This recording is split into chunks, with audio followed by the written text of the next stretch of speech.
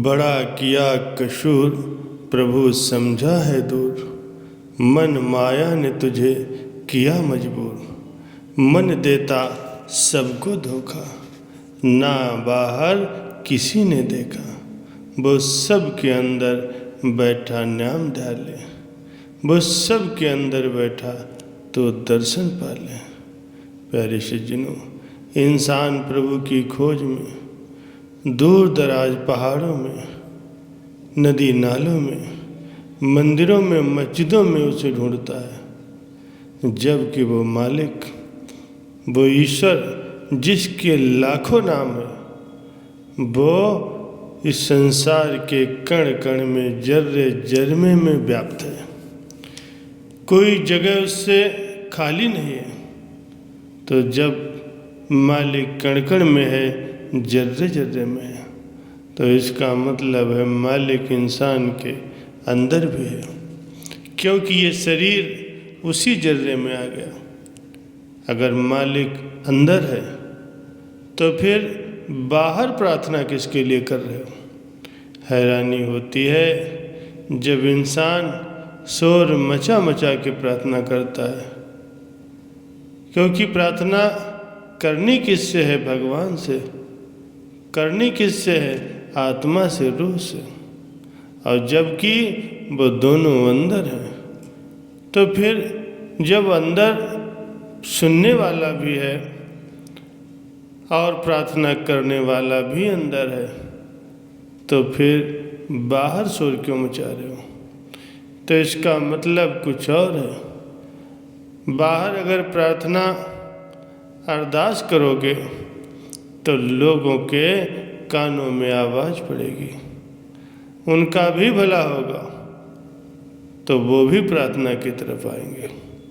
लेकिन आजकल के लोगों का ख्याल कुछ और होता है। जितना ज़ोर शोर से प्रार्थना, अरदास, दुआ करते हैं, सुनने वाला इज्जत सम्मान करे, उन्हें अच्छा संत कहे, भक्त कहे। प्यारे सज्जनों, जबकि प्रार्थना करनी है तो दिलो दिमाग से कीजिए, अपने दिल के अंदर से कीजिए, सच्ची तड़प से कीजिए। वो ईश्वर जो आपके अंदर है वो जरूर सुनता है, वो बहरा नहीं है।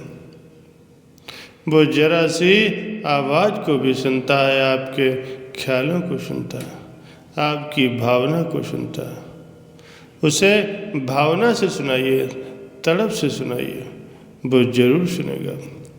जैसे एक बच्चा जब तड़प करके रोता है तो उसकी माँ दौड़ी चली आती है, क्योंकि माँ के तार अपनी औलाद से जुड़े होते हैं कि मेरा बेटा कहीं भूखा तो नहीं, कहीं उसे कोई तकलीफ़ तो नहीं।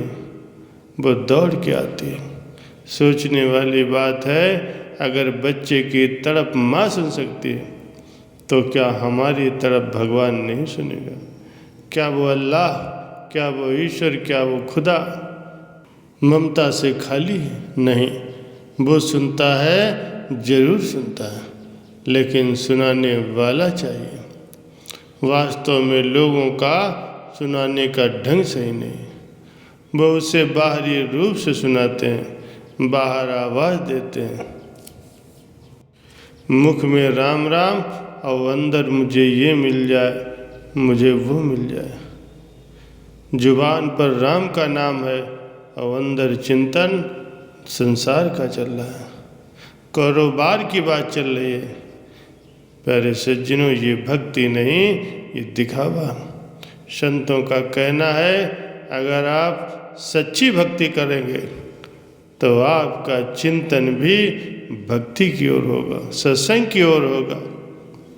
इसलिए अपनी भक्ति में तड़प पैदा कीजिए। जितना लगाव, जितनी तड़प हमें अपने परिवार के प्रति होती है, दुनियादारी के प्रति होती है, उसका अगर 10% भी ईश्वर के प्रति तड़प होगी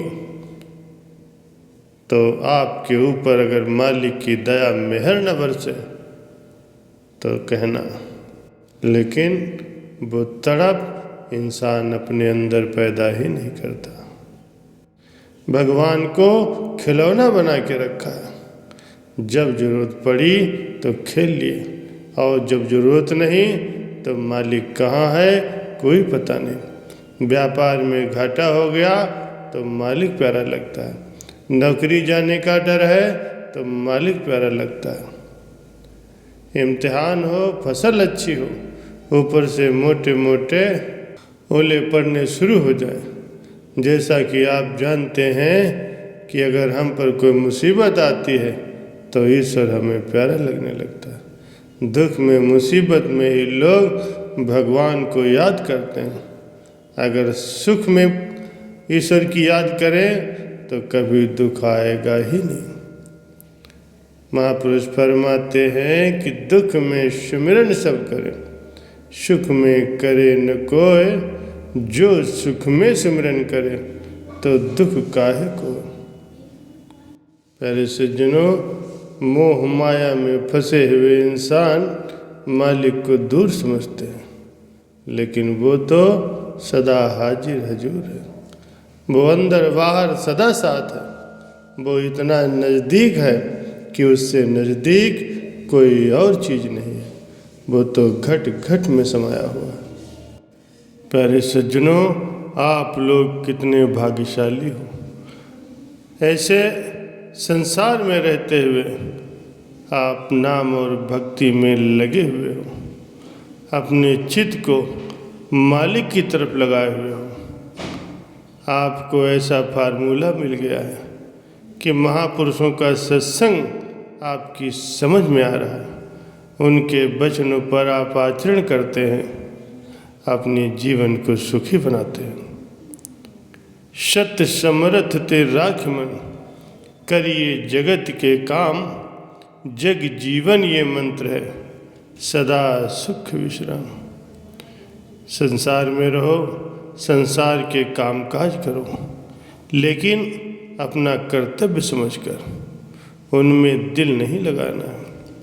सूरत को मालिक के ध्यान में जोड़ना है। जब ये मालिक के चरणों से जुड़ी रहेगी तभी सच्चा सुख प्राप्त होगा। जो इस तरह अपना जीवन बनाते हैं, संसार में रहते हुए भी सदा सुखी रहते हैं, यहाँ भी सुखी रहते हैं और अपने परलोक को भी संवार लेते हैं। महापुरुष फरमाते हैं कि तू संसार में किसी विशेष लक्ष्य को लेकर के आया था। जो अपने लक्ष्य को सम्मुख रख करके दुनिया के कार्य कर्तव्य समझ करके करता है, उन्हें अपने दिल में स्थान न दे करके लक्ष्य की ओर लगा रहता है, अर्थात मालिक की भक्ति को अपने हृदय में बसाता है, उस इंसान को आंतरिक शांति और सच्चा सुख प्राप्त होता है। क्योंकि उसके दिल में दुनिया की कामनाएं नहीं होती। इस प्रकार गुरुमुख जन अपने जीवन को व्यतीत करते हैं। महापुरुषों के आदेश के अनुसार उनकी मौज, उनकी आज्ञा के सांचे में अपने जीवन को डालते हैं, अपना जीवन सुख में बना लेते हैं और जिंदगी से पूरा पूरा लाभ प्राप्त करके अपने जीवन के लक्ष्य को भी प्राप्त कर लेते हैं।